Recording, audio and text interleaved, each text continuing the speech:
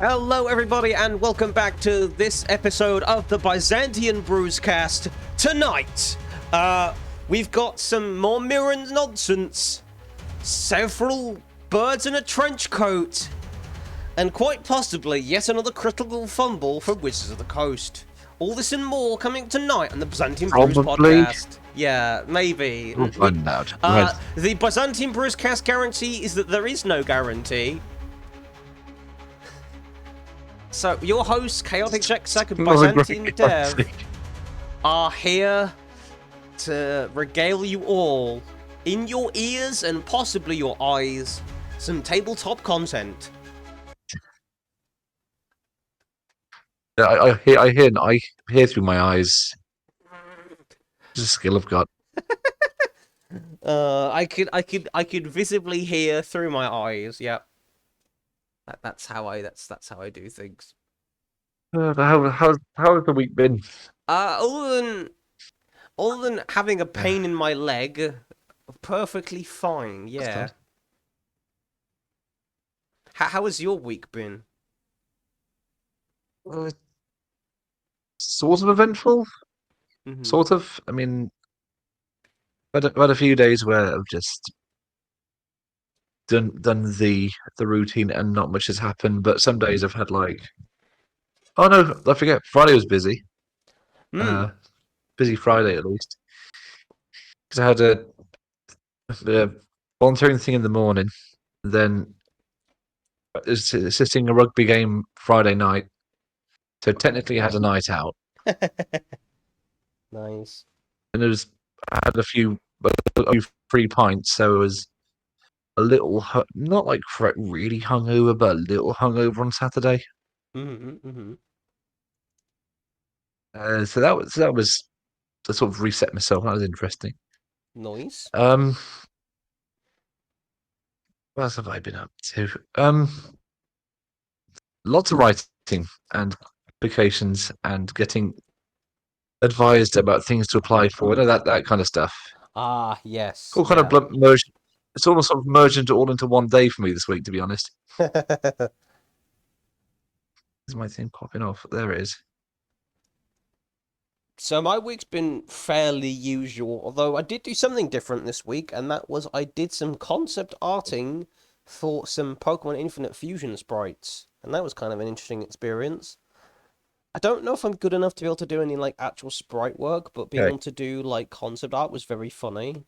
I think you saw in the friend Discord group the Grovoil Venonat that I did.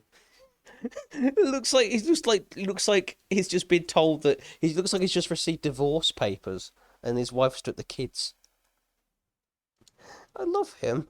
Oh, this is the emotions Pokemon. It makes sense. No, this is like a fusion of Grovoil from, the mid starter for Trico and Venonat. It's just it's just that combination of Pokemon just winds up with this really funny, just depressed fucking guy. So that's the weird follow-up to Pokemon that they're planning to release. Pokemon divorced. Amazing. Pokemon divorced and Pokemon homeless coming to the Switch 2. I'm gonna get some flack for that joke, aren't I? I'm gonna get a lot of flack for that joke. Yeesh. Oh well. Anyway. Yeah. So I had fun doing some arting this week.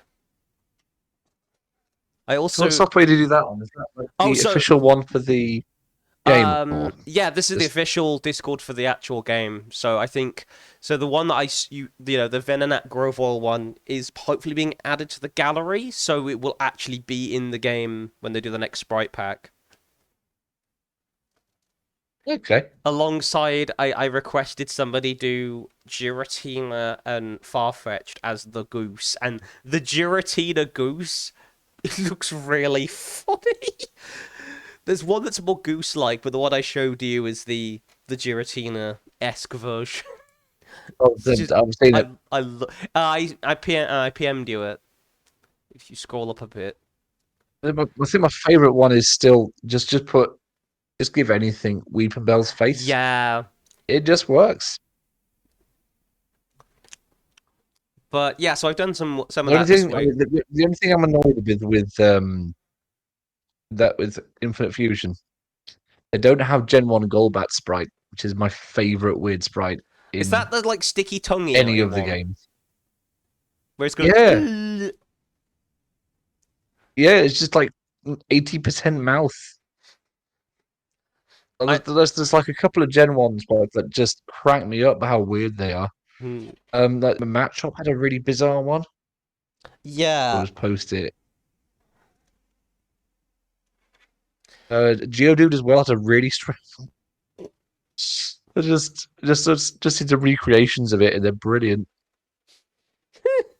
Oh god, Um, Matt Choke as well is a bit yeah. amazing.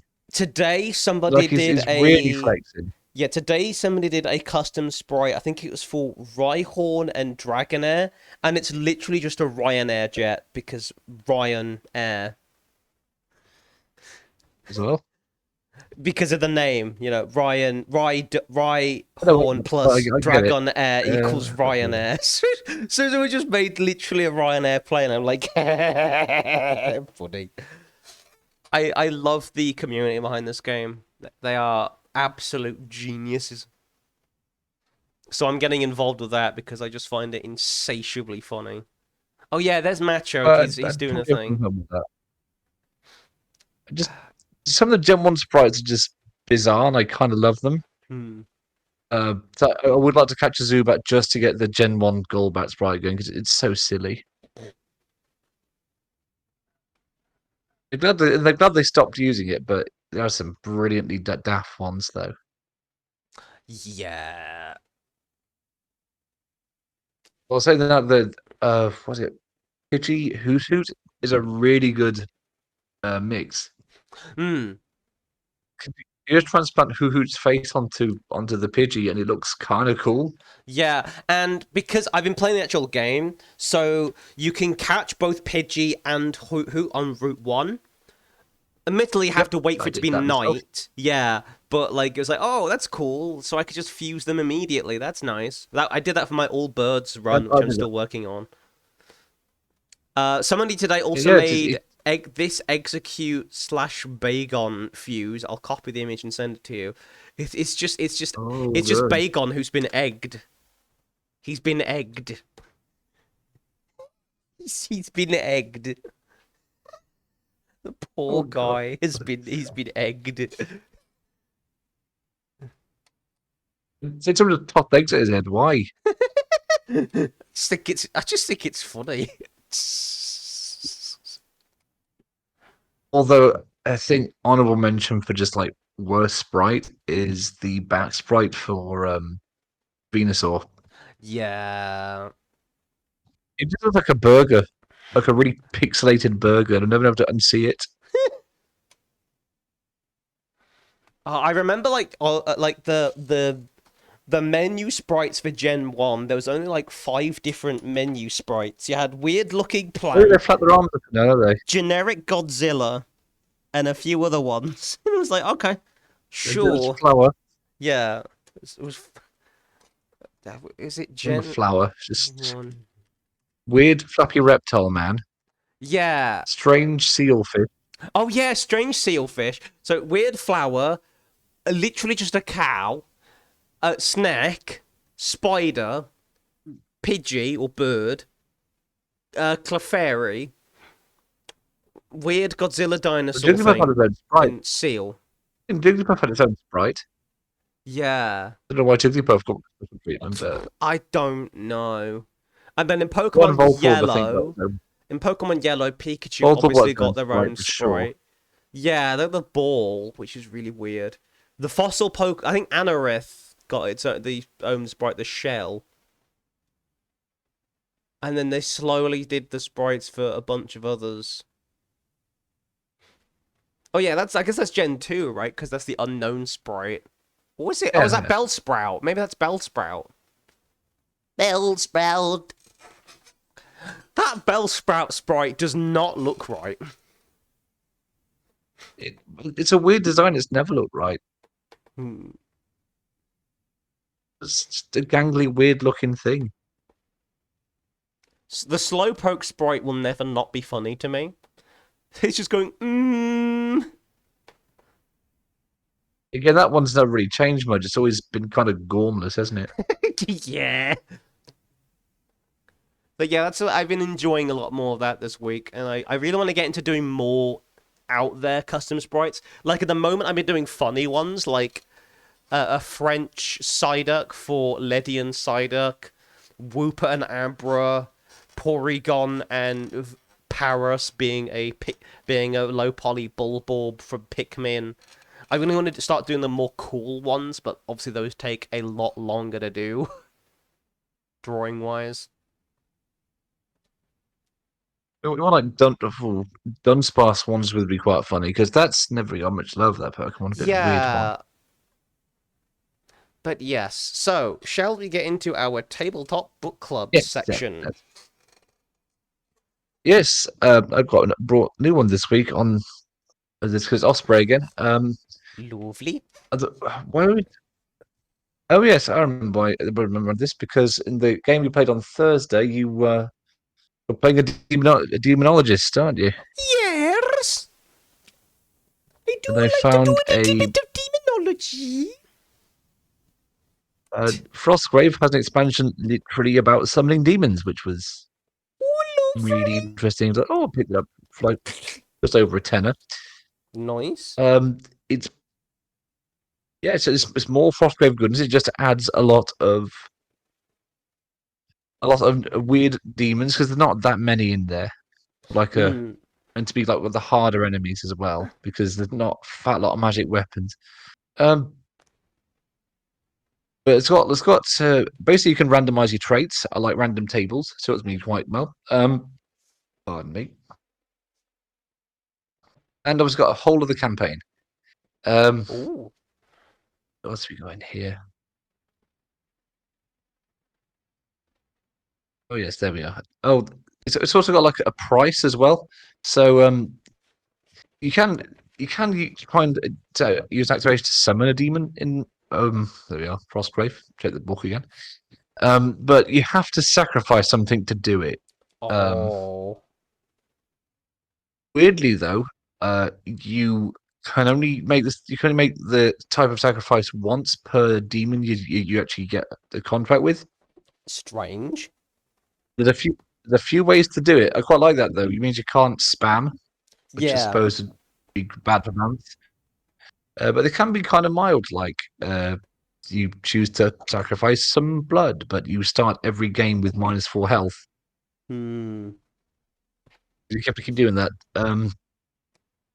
Tithings are the funny one because Frostgraves is a game where the points are measured by how many treasures you manage to get off the board. Hmm. You have to effectively offer up one treasure after each game. That's Yeah. constantly draining you. Uh, hang on. Uh, this always has to be someone has to worship the demon. That's a funny one. So one member of your like warband has to be within the base to actually worship the demon. Hmm. So basically, you have to always hold one member back just to keep the demon appeased. Well, there's I love that. some of the good ones. Oh god, there's a fun one. Uh, they have to give up a bit of their ability to actually cast spells. So pick a spell you would normally know, and you can't use it for that game or your Right. next game. Demon wants it, so guess you're doing it. Interesting. So quite like this, it's not just cool summoning demons. There's actually kind of a mechanical real downside to actually doing it. Yeah. On the other hand, you do summon a demon, which is usually immune to normal weapons, so that's Quite pretty powerful. good. Yeah. Yeah, but there's a real cost to it. So Prospero is really good at balancing itself out. Hmm.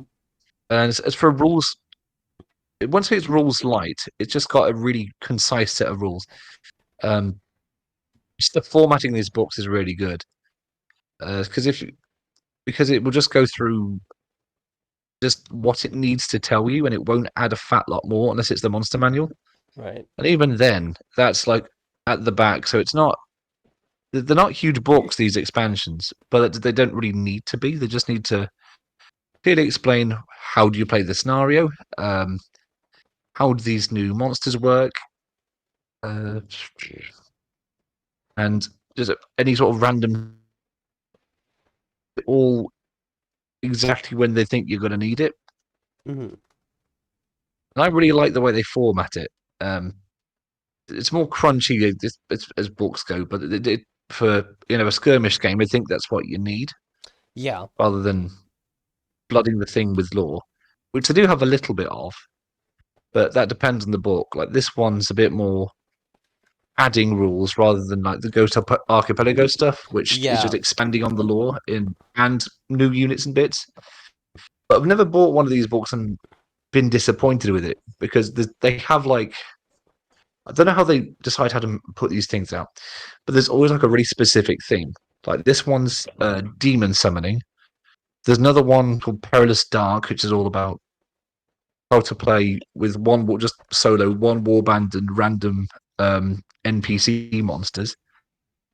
There's another dedicated just to snake men. There's always like a really concise, clear theme of what they're going with, and Yeah. I So kind it's of like wish you could more publishers had pick that sort of. what your vibe Oh God, yeah, is kind of thing rather than thinking, yeah, oh, I've got to yeah. like get this particular Baldur's Gate thing for this, or I Oh have to yeah. get the Strixhaven book if I want to play as Owlkin. If you were Mm. going like by Yeah, and having to you, have the books to do the thing, it's like I literally only want this book for one thing. The rest isn't, I don't care about the theme of the rest. But if, Frostgrave and Argos Archipelago at least are on theme enough that you're probably gonna want the whole book if you're wanting that particular thing. and they're so reasonably priced that they're kind of worth picking up. Yeah. Um, and they're just interesting reads as well. It's a book that say respects your time. Like it Mm. doesn't waste your time with stuff you're not going to need to play the game. And the monsters are usually interesting. Like it's not like as high fancy as D&D, but it's definitely got its weirder bits. Yeah. So I've never bought a bad one yet. I'm really quite impressed with them. Um, if I mean if it's a dream, but if Byzantian were to be picked up by any one publisher, Osprey's high on the list because they do a lot of concept games. Mm. And the specific setting or like weird concept, they tend to really roll with it. So that's kind of the kind of thing I like to get into. So this one is called Forgotten Pacts. I think it's one of the later first edition ones. I think Frostgrave's on second edition now, but Mm. the rules are largely transferable, so not that much has changed because it was tight the first time, but they've just tightened up again for the follow up. So Mm. that's Forgotten Pact. What do you find this week? So I picked this up in a charity shop for like, what did I pay for this? Like £2. This is a Latin mini dictionary, Latin English to English Latin. Oh, This is from like the 90s, but I mean, like, come on, like, Latin is a dead language. Yeah, they did Latin since then. 1997. So, and again, like, Latin, it doesn't change much because it's been a dead language for however long, but it's a useful Yep. little thing to have. This is an Oxford one as well, to when you're doing homebrew stuff in particular, because a lot of like, if you've ever looked at like scientific stuff, like science is one of the few fields Is that that still name? uses Latin like religiously for like naming of genomes of creatures, because I guess like it must have started in Rome cataloging creature types, like, like Yep. Anser for types of geese and waterfowl, for example. And so it's just easier to keep using the Latin as it's to categorize rather than rather than having to go, okay, let's do it all in English now. I don't know. Or maybe like, I don't know, biologists or zoologists are just a bit slightly pretentious, who knows. Anyway, we've Hard to got see. some, yeah, I like to think they just spent so much time learning Latin that they kind of insisted on that on using using it. it. We spent all this these years learning it. Yeah. So we've got here ostrich. Struthiocamelus. An ostrich is a Struthiocamelus, um, which is hilarious. Got what else have we got in here that's quite funny word wise? Uh, ribbon is fascia. Rice is rice, which would have been very important in Roman times, is oriza, or is it Oryza? Orzia? Orza? Oriza? I can't even fucking figure out how they're supposed to say that. That's gonna be great. I'm gonna be great if I ever get like sent to the Roman Empire, aren't I? If you get sent back in time, like the plot of an 80s movie, you will know exactly what to say sometimes. Well, provided my pronunciation is on point. But Uh, they might think you're not some sort of weird foreigner. So well, yeah. Terricula is the you're word wearing for trousers for a scarab. start. They won't Well, yeah, fancy that's a that. good point. Yeah. Also, they'd be like, "What's that? It's denim. What the fuck is denim?" And where did that come from? See, stiffness is of course rigor, which I guess that does make sense because like rigor mortis is again one of the few like actual like Latin terms we still use outside of like animal stuff. Animal stuff. You know, there's another place where horror is like the horror uses a lot of Latin as well for its titles, Yeah. Or especially you in the 80s. Yeah, or you've got some But weird it's just cases language. where the word for success is a bonus, which is Oh, a word we use now to describe, I guess, like an auxiliary good thing. So that's an unusual changing of wording, but a word that's still recognizable, just attributed to something else. We've got, what else we got? Sulfur is just sulfur for some reason. The Romans didn't need any silent letters, so they're like, nah. What's a silent letter? That's it a was stupid miscribed the idea. first time, I'm sure. That might even well be the fucking case, to be honest. What else have we got in Oh, here? well, I've already put on the scroll now. Can't just go and tip exit. Yeah. Swampy is so swamp is palus or Oh, viti demergo or inundo. And then swampy paludosus palustri olig oliginosus. Okay, interesting. Or if you want to do a swarm, example of bees, examen, turpa, examino, and confluo, which I guess is where confluus or conflux comes from. Anyway, yeah, it's just a really handy resource. So you can go. It also has like grammar stuff in here, but it's good to like if you know because magic uses a lot of like Latin for things like igni and the elements and stuff, and then you've got of course Latin to English. So if you are looking at like really old scrolls or whatever, or like lore bits, like legends for what things fucking mean, you can scroll through the Latin to English section. Like, what's that word mean? Anyway, yeah, it's a handy little thing. It's like the palm of your hand kind of size. Just useful. It saves googling stuff a lot of the times. You know, sometimes it's like you got like a bunch of tabs open. And it's like I don't really want to just Google it. I could look at like sometimes just picking an actual book just feels better. oh, I got a small ball of that just for Shakespearean insults. About 3 quid. Amazing. I do think as he was good at those. I think he just wrote them for fun at some point. Hmm. Okay. Maybe it's sort of like modern Hollywood. He wrote like Romeo and Juliet and was like, I've got it made. Hmm. Doesn't matter what I put out now.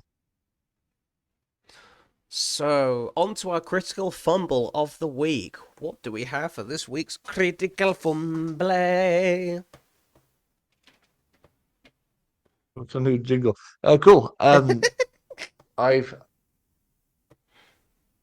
Do we have anything new? There's a lot. There's a lot of just general video game stuff, aka dev teams just getting completely uh, gutted because the studio needs money, and I guess they hired a load of people they might not need. Yeah. That's fun. It's like, oh, we've got all these I think it was like people these. to advise on things, and turns out, like, they're not actually doing a whole lot, or actually, we have I too think that's many some of it. staff. Yeah. Yes, in particular, the Avowed Studios having that studio that did. Oh, was it that? It Takes Two. They have a game that's coming out. They've had to gut their studio a little bit. That's a But that's shame. not. So that's just. So that's actually quite a good game. It Takes Two. Yeah. That's a really And the good, game that they brought out, the competent name. one with the two pigs, I think, I saw the intro sequence where they go down this, like, picnic slide and then they go through a fucking meat thresher and they come out the other end as hot dogs. I'm like, I am sold on this game already. This is exactly the kind of absurdist humor that I love. I don't actually know what the actual game entails. I'm like, whatever that is, that's hilarious in like a dark Oh, Schadenfreude kind of way. there's something a little more, I guess, important than the. But have you heard about the? So the short of it is the current UK government, at least, it was wanting to get Apple to effectively remove encryption on Apple's user data Oh, in I the UK, heard at about least. this. Yeah, and I'm like, huh? Yes, but it gets weirder. So Apple apparently is turning around and suing our government for this.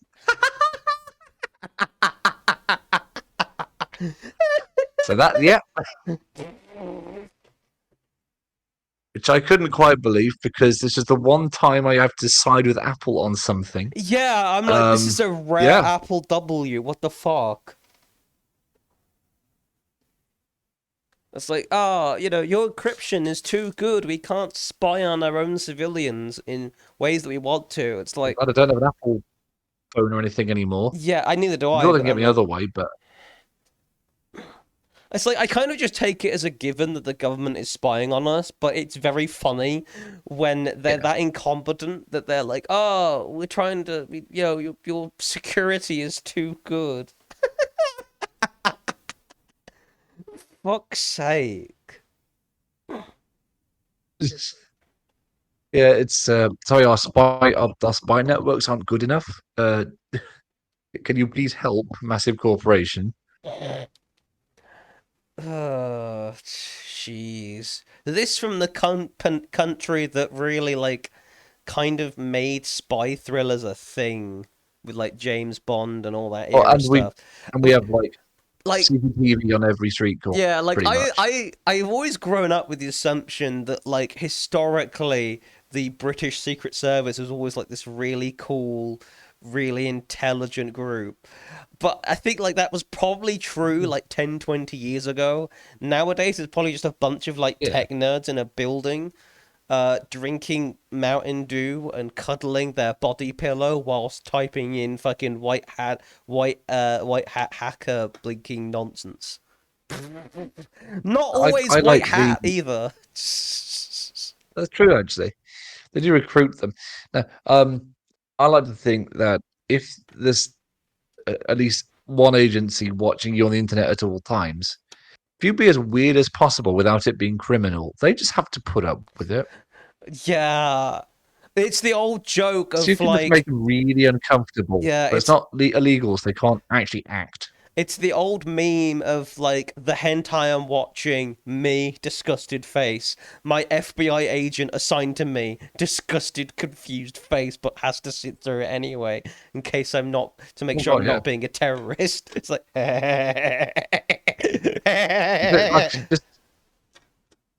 just imagine imagine the worst job in the world. I mean, there's a lot of potential jobs that could do it, but there are. I'm sure like there's agencies where they need to hire people expressly to make sure that content that they're being told is child porn is in fact child porn. yeah. Wasn't there like a case with that Who where it's wants to like watch that? someone from the FBI or something got arrested for distributing child porn or something like that because he was reporting the child porn to his superior? It was Just something like believe that really the law fucking is no stupid like tolerance. that. Because, yeah, it's like even the act of reporting child porn can in theoretically be construed as distributing child porn. And I'm like, fuck's sake.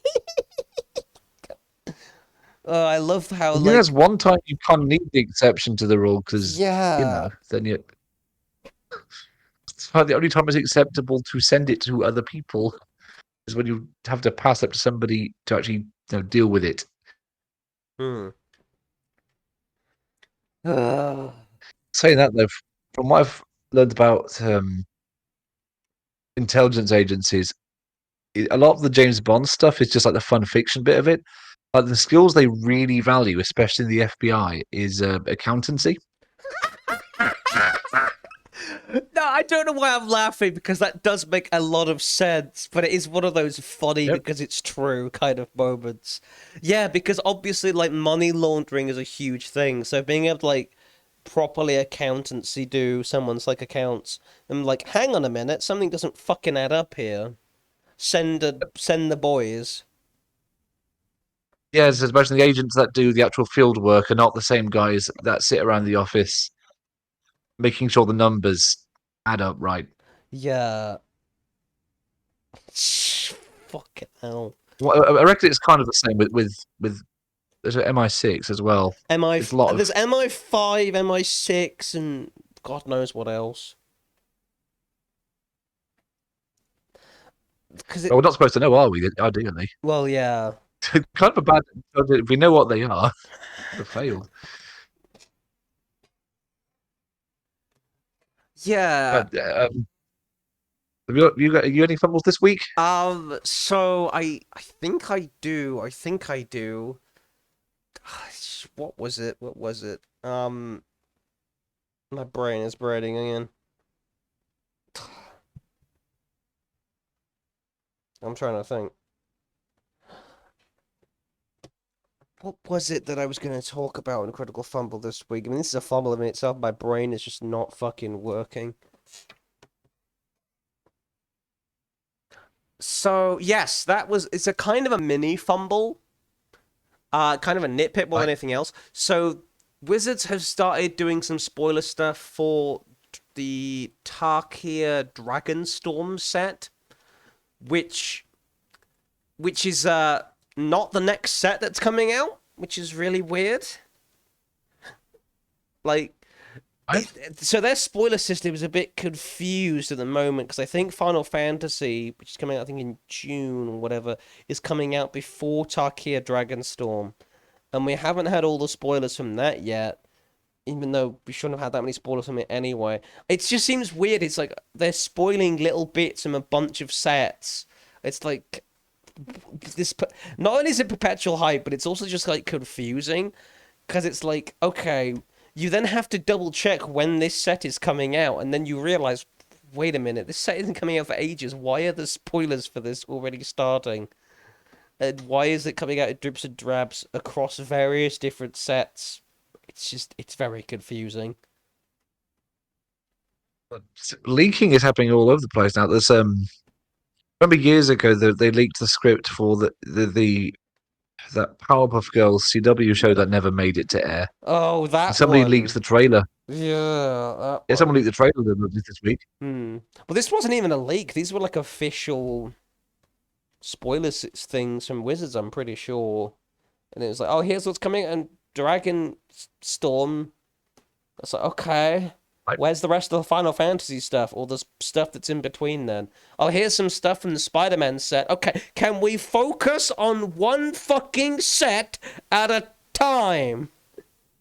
Jeez. do they just have like ADHD in Yeah.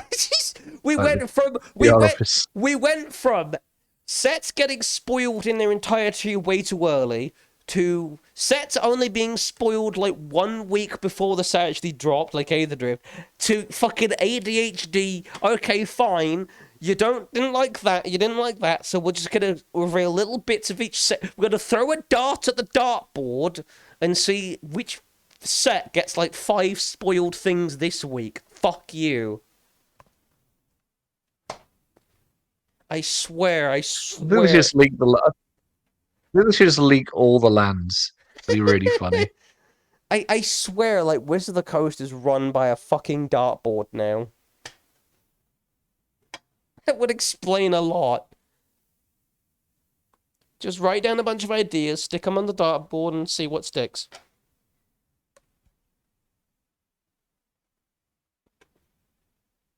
Any Anyway. of the sets that you're keen for, or are they just Well, I am interested random in as hell and not really I am interested in the about you? Final Fantasy stuff, because I did play a bit of the Final Fantasy TCG when it came out, which is kind of a dead game now.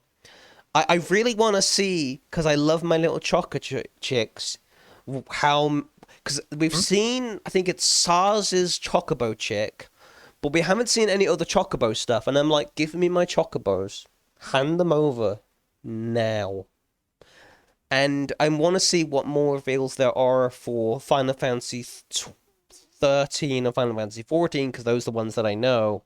I mean, I know 7, but like 7 is going to be a given. We're probably going to see every fucking character Final Fantasy 7 in due course. But I'm like, I really want to see like Aliaze and Elfinel and the Grahatia, the fucking Lalafell that has a really weird voice, that kind of thing. That's the stuff I want to see, but no, we're gonna show you this set and this bit of this set, which are coming out after then, a while after then, and we're gonna show you like really weird previews. So here's like this promo set that's for the Spider-Man stuff, but none of the main set. And here's the commander cards for Tarkir, or like the main commander face cards for Tarkir and nothing else. Like, can you just. Why are you showing me this? Just be more cohesive, jeez. I think it's just spoil all the lands Yeah. Like from the set. I am looking forward to the Doesn't Spider-Man do stuff crazy. too. I am hopeful that we'll see more interesting Spider-Man stuff. I if they do it, I want to build a J. Jonah Jameson deck just because that's really funny. Yeah, I'm gonna create. Never card just called "Get Me a Picture of Spider-Man." Though. Yeah, I'm gonna tap him. I'm gonna create Cool. a token that's a picture of Spider-Man. Get me tokens of Spider-Man. Get me tokens of Spider-Man. That's the shit that I want. uh, but yeah, it's just like I get it that like because of this universe is beyond thing mostly, like Wizards is like, oh shit, some people really don't like universes beyond. Quick, spoil this like actual in-universe set several like half a year before it even comes out, just to give like those players a taste of something that isn't gimmicky or non-magic nonsense. Like No, it's not quick, SpongeBob. yeah, damage could. Oh fucking hell! You remind me of the SpongeBob thing. I'm still waiting on what the fuck that's gonna be. I'm not. I wouldn't be surprised if they cancel the secret lair and then re-announce it as a standard set for next year. Would not even be surprised at this point. Okay. If they think it makes it money, they will do it. Yeah. But yeah, that's my critical fumble of the week. Just wizards being wizards again. Just confusing as all shit. So, So what we got next? yes, our homebrew of the week. Okay. I've gone through my expanding Homebrew Monster Manual for this one, Nice. and I think I was watching a lot of. I was having. I think when I wrote this one, I was watching a lot of stuff about like modern day cults because I Uh-huh. wrote like the most culty thing. Um, so these are like would be the entry level, low ranking member of the cult, called which I called the Hand of Prosperity because I thought, right, evil cults are fun, but I want something that's a bit more true to how they function. Mm. And if you go around saying you're like, the sons of murder or something, you don't exactly get a lot of, A lot of recruits. followers, Recruits, yeah. do you? Yeah. So their entire gimmick is the cult is parading itself as if it's just the Church of Pelor because people like the Church of Pelor, and initially it started out that way. But Ah. because cults kind of evolved that way, they've become their own weird, sort of like in modern terms, it'd be like those weird those betterment groups where it's all uh, peace and love and Sorry. experimental Sorry. drugs. I cannot hear the words peace and love together without thinking of Ringo these days. Ringo. Peace and love, peace and love. Yes, it's like a borderline hippie cult. Nice. Um, big on the spiritual healing and the actual, I guess, the divine healing aspect more than Mm-hmm. anything else. But that's like how it sets itself up. But it's the cult element is how their entire basis is like they live in like rural, very rural areas are where they thrive because I know people there aren't particularly well off. Mm. So deliberately set up communes near there, and their followers offer the farms actually aid by actually helping during the rough winters. So they build like a rapport with common people. So visibly they look really really nice. Um, of course, the problem is they get indoctrinated while they're actually at the commune, and so the way it's taught that the commune's the best thing ever. So they learn what the cult's about at the commune, then they're sent out to actually spread the word of the cult, or the faith is however the probably is the faith to be honest. Um, and then once they've done their time, some of them that have survived might be able to go back to the commune, at which point they're barred from leaving. Oh. Their life is the thing now, and of course, as part of the cult, they have to they can't just be a little bit helpful. They have to be all helpful all the time, and that means cut off your family, cut off your friends. Don't everything that it was attached to your old life because now you're a spark child, which I've sort of gone with as like a hippy dippy name way of saying low ranking member. Because calling something that violent would kind of give the game up. Yeah. Um, but to make that truly evil, I thought, right, okay, we've got a really fun idea. These like half-starved, these cultists that believe in radical fasting, which makes you more susceptible to be brainwashed and manipulated. Funny that.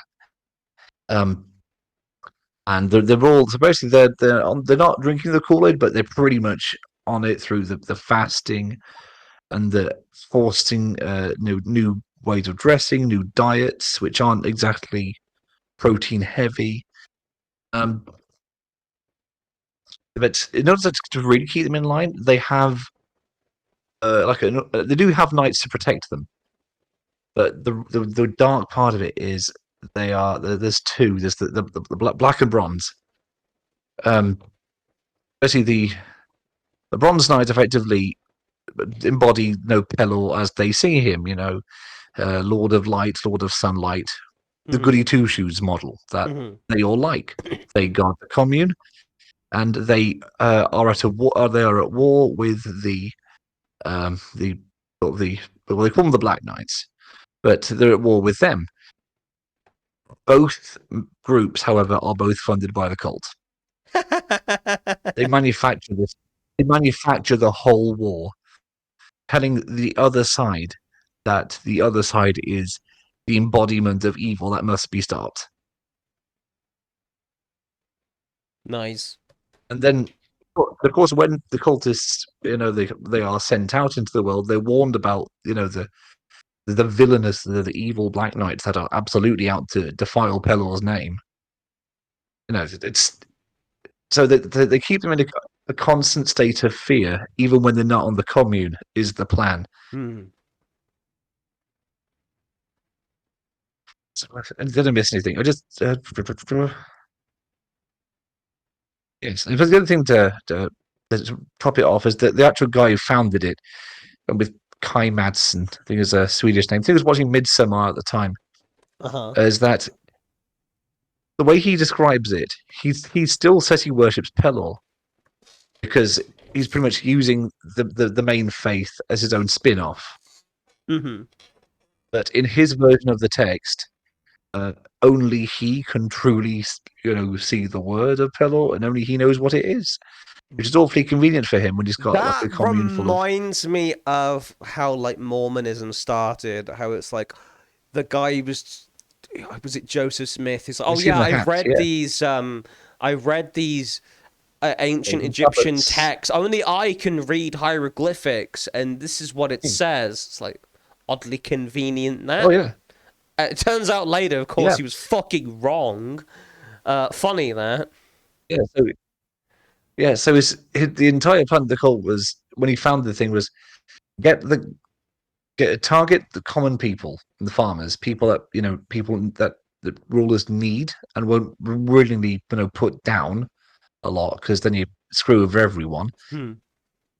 and then get people to go to the commune, go and radically go fast, half starve themselves, where they're nice and vulnerable to manipulation, Yep. get them to isolate themselves completely, and they convince them that the commune's the best thing ever, that only with good service by converting more people to the cult can they come back for the rest of their lives. uh, I did a bit of a deep dive on cults at the time, and like not just like hippie cults, like more modern ones as well. Hmm. It's like the pseudo corporate ones that have like sort of weirdly worship technology as a sort of new god. Cults get very strange.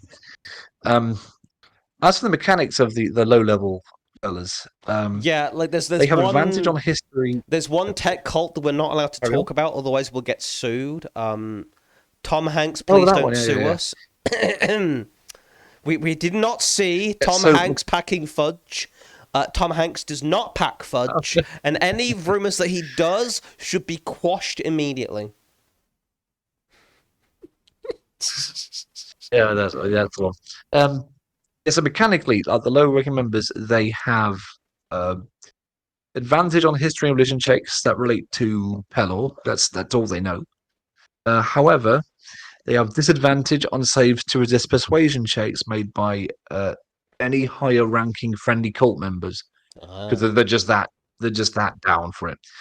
And also, they are farmers, so they have just a flat additional +5 modifier to any nature and survival checks that relate to farming because they're often from agrarian sort of communities. They're not really fighters though. They've only got a sickle, Hmm. +3 to hit, 1d4 +1 slashing. But they're not really the kind of cultists you send out to go kill stuff. You send them out to spread the word. Hmm. Oh, I did forget. They can swap out in true Harlem fashion. They can swap out their sickle for a pitchfork, which I just did as a flat 1d8 piercing Makes because sense.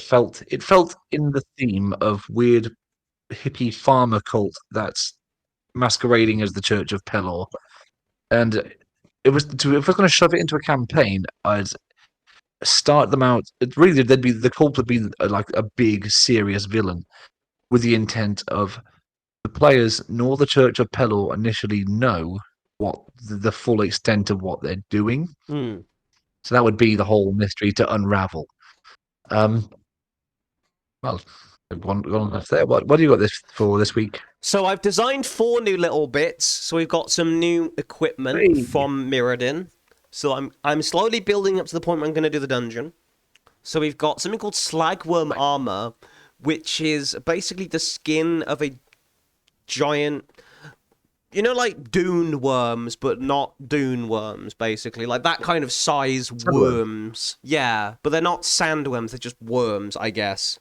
But there's like a few different Okay. types on Mirrodin, but they're like really thick hide, basically, so some people need to make armor out of it.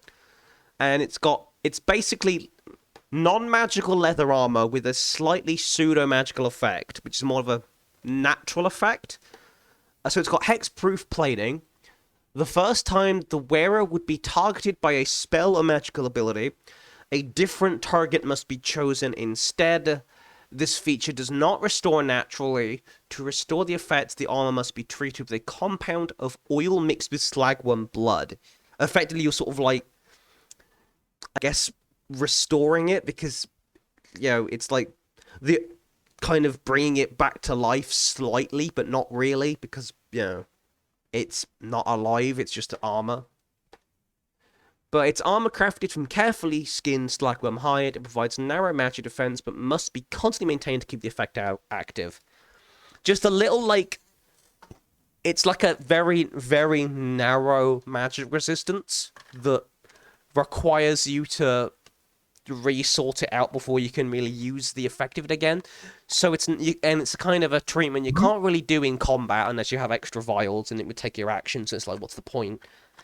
It's a little bonus effect that isn't really that great, but it's better. But the idea is it's ever so slightly better than normal leather armor.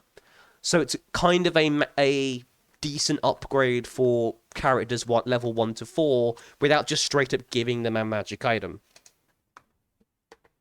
Okay. We then have a golden urn, which is another mirroring thing. So it is an attunement item.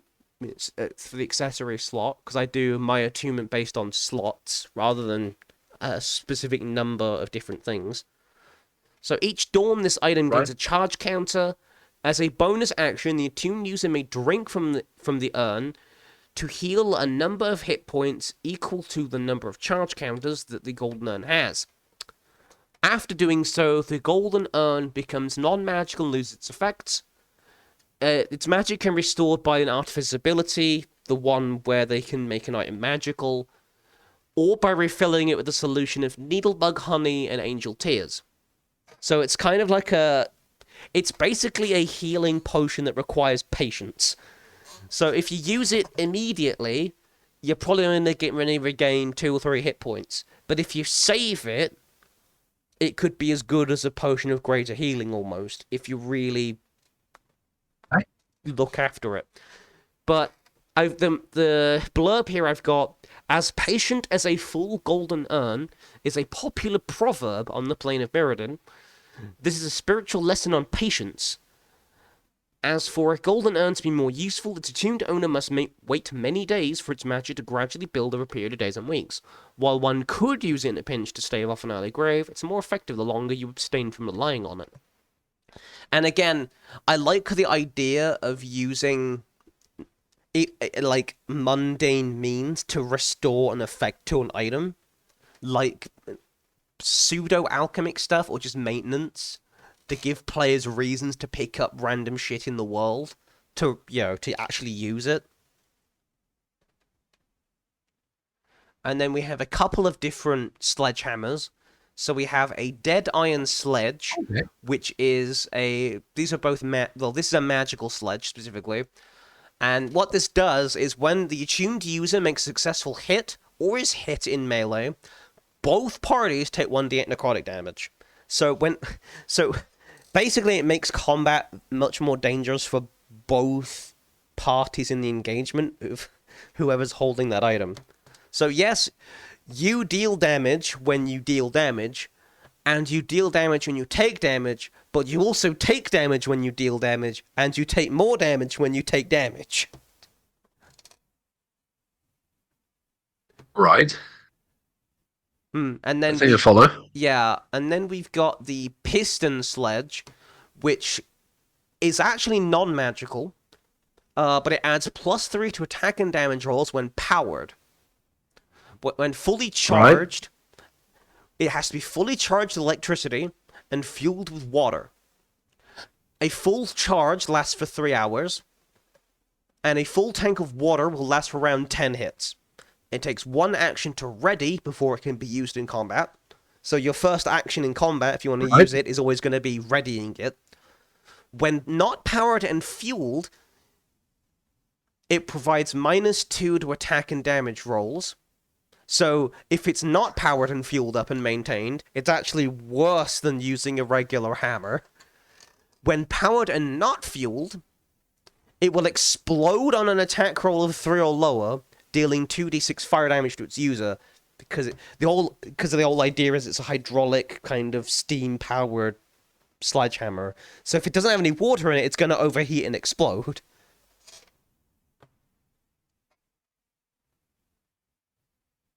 Okay. So is that like on a one? I'm assuming that was. 1 to Boom. 3. Oh, that's good. I like that. Okay, So that's it's a bit more powerful, opportunity. but it's powerful, Well, but it requires maintenance, and it's kind of risky because if you're not counting how many hits and counting your tank level of water in your piston sledge, and you go and use that for that 11th hit, and you roll a 1 to 3, you are fucked. Which is fitting because this is an item made by goblins on Mirrodin, and you know what goblins are like for oh, I making see. goblin Okay, tech. that makes sense. It's goblin tech, so be It's like careful. speed tech, it will blow up. Classic gobbos. But yeah, these will be probably items that will populate the next dungeon that I'm going to make for the Mirrodin stuff. And eventually we might even have a full... maybe not necessarily a campaign, but it might be like a series of... Maybe like part of a campaign, like the first few levels of something. Who knows? Anyway, that's my homebrews of the week, which will be on the Discord in a moment or two. Okay, cool. Any follow-up segments after this? I think we're good. What time are we at? Actually, I need to check the Twitch stream. I It's on think just that's gone 9. probably gonna be it for this week. I don't think we have much else to discuss at the moment. We do have a skirmish report thing, I guess we could briefly go into because we did more of your. We did a The little bit. Yeah, we did a little second bit. test of Harakir. Yeah, we did a little bit more in Harakir. It wasn't a huge amount of Harakir. It was mostly introducing another character, but it was a lot of fun regardless. And you got lost in the desert for like an hour. Yeah, we got lost in the desert, which was quite funny. Yeah. I I am the Did we know would wise. happen though? I mean, Yeah, I'm the wisest member of the group, I think, or the most intelligent, and I still got us lost. I rolled like a 3 to not get lost. I'm like, oh no, well, I made it a group check just in case. and we still messed it up. Uh, Amazing, but that's the kind of stuff that I love in D&D. It's the lows that's are nice games almost for as good. The lows are almost better than the highs sometimes. Yeah, you got delirious at one point. That was fun. That was funny as well. But we are prepared for our next main session in a couple weeks, and I'm looking forward to it. It's time. Yes. The other thing I will say actually, before we go is I have finally got around to. I've seen all of Cobra Kai. It's done. Ooh, Done for good, and it was the best kind of ending you could have given a show like Cobra Kai. nice. Because it was you had like the drama the stuff from that was like the drama stuff from all the kids, going off to university and all that. Uh-huh. But then you've got like they brought it right back to like what the movies would have done. Ended it with another karate tournament, which ended in the kids forced it to a draw, and then it has to be like Johnny Lawrence has to like compete in the tournament again. 35 years after the original events of the Karate Kid won Oh, against some. So it's like proper 80s stuff. It's fun. It's great stuff. So he has to go and fight for the tournament that he lost to Danny Loser like in in the original movie against a new guy, and it's great. They even had like the song "You're the Best." Yeah. That yeah, they brought that back just for a Rocky style training montage, and it was like the perfect way to end a kind of a cheesy show like Cobra Kai. Like they remember the dramas and meant to be serious and all, but when they wanted to be silly, they remembered like this is still ultimately based on the Karate Kid, so they should probably Hmm. lead into that. And Johnny finally got his win, and after I've been watching this show on and off for like which ran for like 7 years with breaks. Oh. So I was really happy to see a show go for like 6 series and actually have a satisfying ending. Hmm. I can't remember the last time that happened. It was a long time. So I would recommend Cobra Kai. It does have its weird middle bits. There's a bit of it does sort of sag in the middle, but it ends perfectly for what it's trying to set up, and I'm kind of glad it didn't drag on past its sell by date. Yeah. So that was nice. The problem is now I'm going to have to find another series to binge watch that I'll enjoy as much as it. It might be a while. Oh Hmm. well, I can live. Any closing Best of luck thoughts? with that. Bleh. Not particularly, except I don't know. Send us Jaffa cakes. Nah, don't do that. But if you wanted to, We're not. we're not adverse to being Can sent the Yogs Jaffa cast do cakes. it? Probably, probably. I heard there's a new type. I think it's cola Jaffa cakes was the last advert that I saw, and I'm like, that's You're joking. bloody Ew. weird, but I kind of want to try it. I mean, it must be hard to like make interesting new chocolate though, Yeah, because most people know what chocolate tastes like. true. And on that chocolate coated nutshell, we'll see you guys in the next Byzantian Brews cast. We're gonna raid out to Melon, Next time, everyone. and we'll see you soon. Bye. Bye.